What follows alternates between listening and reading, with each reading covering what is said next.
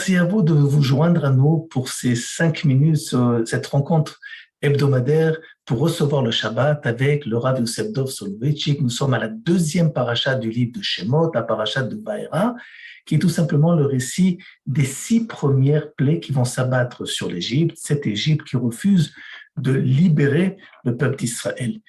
Et à propos de ces plaies, le Rav Soloveitchik va nous inviter à une réflexion quant à une question qui est une question primordiale dans le judaïsme, qui est la question du libre arbitre. Est-ce que le libre arbitre est changeant, élastique, modulaire en fonction des hommes, entre les hommes, en fonction des générations, ou l'homme vis-à-vis de lui-même au cours de sa vie?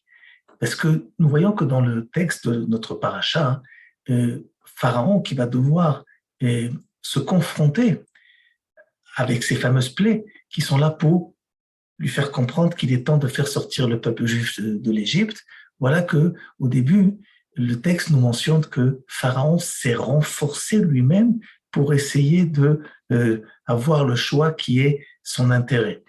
Et à un certain moment, le texte va nous dire que ce n'est plus Pharaon qui renforce son propre cœur, mais c'est tout simplement le Créateur qui va lui donner des forces supplémentaires pour pouvoir tenir le coup. Donc, on voit ici qu'il existe, oui, un changement au niveau de notre libre arbitre. Et cela, pourquoi? Alors, Soloveitchik va nous faire toucher à un point psychologique qui est que le libre arbitre ne peut être à l'unique condition que s'il est équilibré, que j'ai autant de tentations de choisir le bien que le mal, le oui ou le non. Si un des deux est plus fort que l'autre, il n'y a plus de choix. C'est tout simplement être tenté au plus ou au moins. Mais pour que l'équilibre puisse être réalisé, il faut que le plus et le moins aient la même tension, la même force. Et cet équilibre ne sera pas le même entre les différents hommes et entre les différentes époques d'une même personne et entre les différentes générations. Donnons un exemple. Lorsque nous regardons par exemple l'actualité et que nous avons nos avis sur l'actualité, en fonction de notre libre arbitre, on pense qu'il faut faire X ou Y. Mais le Premier ministre, quand il doit prendre des décisions, et ces décisions ne sont pas prises de la même vision, du même angle que le téléspectateur dans son fauteuil bien assis, et il a énormément d'intérêt à voir, à vérifier, est-ce que sa décision, elle va prendre en compte tout ce qui est compris dans cela. Et là, pour pouvoir tenir le coup avec cette confrontation, il doit avoir un équilibre qui se rétablit.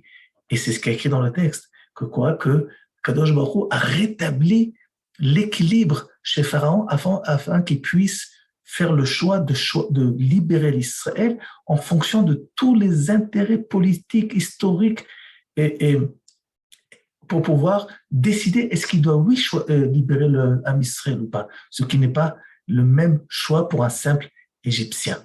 Et dans notre vie de tous les jours aussi, au fur et à mesure que nous grandissons, que nous prenons de l'âge, les paris et les confrontations ne sont pas les mêmes.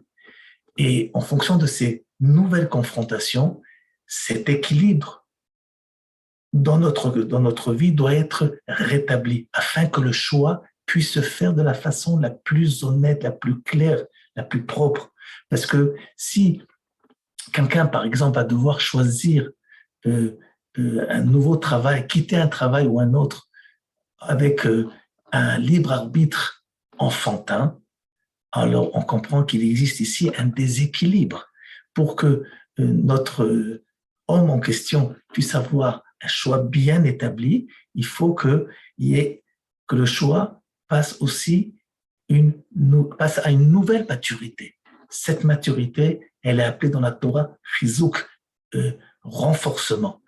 Et de là, on comprend aussi que au fur et à mesure de nos générations, les paris des générations ne sont pas les mêmes. Notre génération n'a pas les mêmes confrontations que les générations précédentes. Nous n'avons pas uniquement à régir la vie d'une communauté juive avec toutes les difficultés que cela peut avoir lorsque nous vivons un judaïsme de communauté en galoute. Actuellement, nous devons nous confronté à diriger un peuple qui est indépendant sur sa terre. C'est une autre confrontation et cela invite un nouvel équilibre à notre Bechira Chofshit, à notre libre arbitre. Shabbat Shalom.